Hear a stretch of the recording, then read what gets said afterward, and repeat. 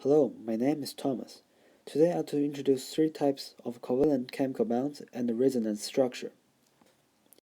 First, let's review about how many chemical bonds we know. We already know that there's two major categories of chemical bonds, the ionic and the covalent. However, today I want to talk about three subcategories of covalent bonds, which are single bond, double bond, and triple bond. But their properties sometimes cannot be simply grasped by just looking at their names. So let me introduce you their properties. We know by definition that a covalent bond is a shared pair of electrons between atoms. Therefore, we know a single bond are two electrons shared between two atoms. These two atoms can be different, but this time I choose two carbon atoms to show you a single bond forming between two carbon atoms, which is very common in organic compounds. As a result, a double bond is simply just four electrons shared between two atoms. And all of us can guess that a triple bond is six electrons shared between two atoms.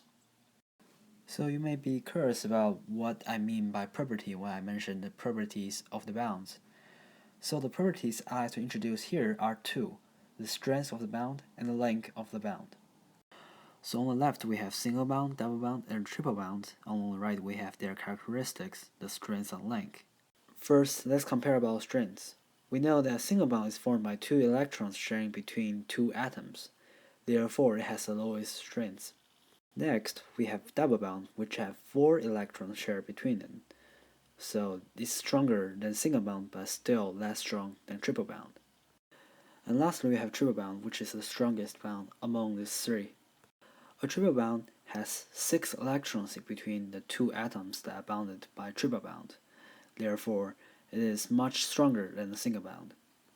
Therefore, a triple bond takes the most energy to break because it is the strongest bond, whereas the single bond takes the lowest energy to break because it has the lowest strength. And next, let's compare all their lengths. We already know that single bond has the lowest strength.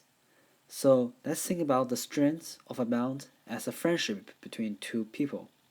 The more friendship they have, the closer they'll get. We already know that single bond has the lowest strength, which implies little friendship between two atoms bound by a single bond. As a result, two atoms bound by a single bond have the longest distance in between them.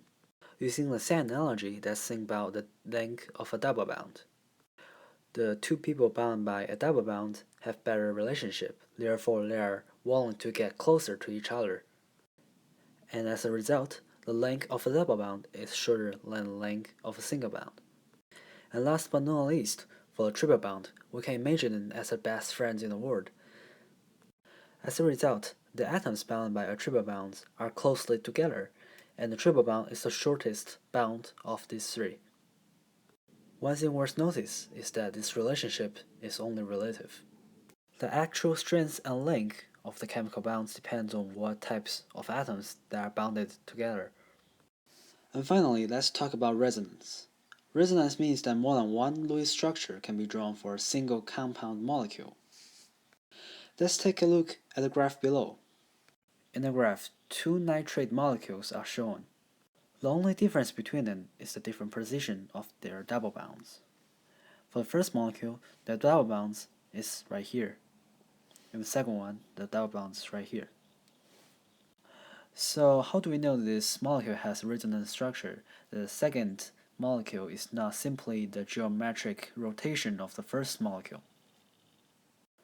The answer is simple, by measuring the length of the bonds in between oxygen atom and nitrogen atom. The scientists discovered that three bonds bonded between the oxygen atom and nitrogen atom has the same length. However, we already know that double bond and single bond have different lengths, so that how can they have the same length? And the answer is by simultaneously sharing one electron between those three bonds in between oxygen and nitrogen. The sharing of one electron among multiple bonds is the more precise definition of resonance. Thank you for watching this video. I'll see you next time.